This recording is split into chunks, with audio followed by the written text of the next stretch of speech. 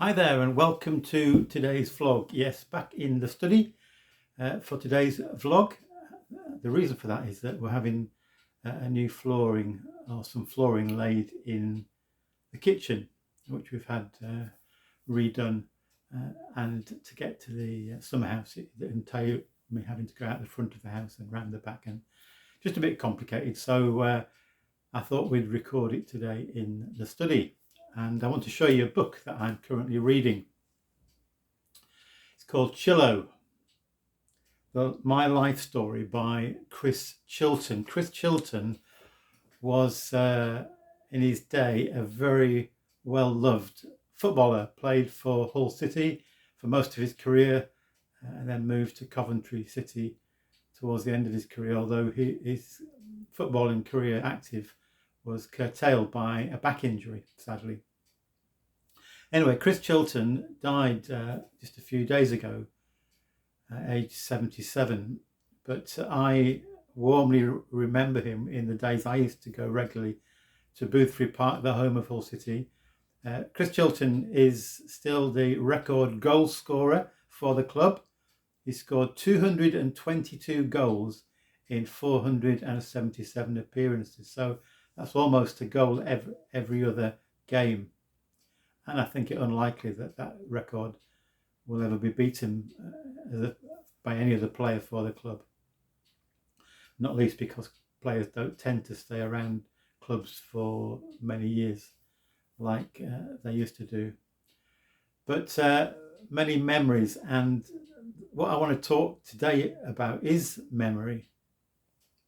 As I think of Chris Chilton, I think of some of the games I attended. I used to go along for a short time. I was a season ticket holder with my brother Phil, and with my dad and dad's two brothers, Mervyn and Frank. So there's five of us sat together. In fact, sadly, I'm the only one still alive. But I can still think back to those wonderful days when we used to meet up. The team didn't always play well, but we enjoyed being together, the banter of the crowd. It was great fun. Lots of happy memories, and reading this book by Chris Chilton, his autobiography, brings back so many memories. But the sad thing about Chris Chilton is that he developed dementia in his latter years, and I know his family went through a very tough time. In fact, there was an appeal put out perhaps a couple of years ago because they were really struggling to pay for his care. In the end, he had to go into a home, which was really helpful for him, but it was very costly, as these things are. And so fans and people who remembered him contributed to a fund to help support the family with that tough situation. Dementia is really one of the hardest things to face as a family, isn't it? When your loved one comes to a point where they don't recognise you. Maybe you've had a relationship with them as a husband or wife or child or whatever for years and years, and now this person that you love doesn't recognise who you are. So I've been thinking today about that. I mean, my mum developed dementia in her latter years. And I've come across many people in churches I've been involved with who've had family members with dementia. So I want to finally briefly, having said all that, to highlight two verses in the Bible, because there's lots of Bible verses that talk about remembering. And the first is to do with how God remembers us. God never forgets who we are. He knows us personally.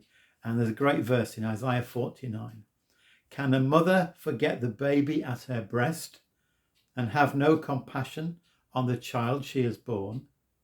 Though she may forget, I will never forget you. God always has us in his heart and in his mind. He will never forget us. We are never forgotten. And the other aspect of it is that we are called again and again in the scriptures, in the Bible, to remember all that God has done in our lives and in the lives of others. And of course, supremely, when Jesus shared that, what we call the Last Supper, with his disciples, and he gave them the bread and the wine, He said, whenever you drink this, do this in remembrance of me.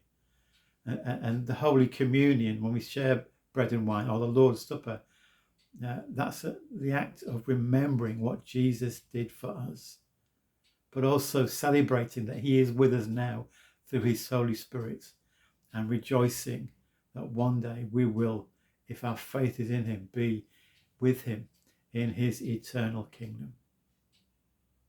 Remembering. God bless you. Thank you so much for listening today.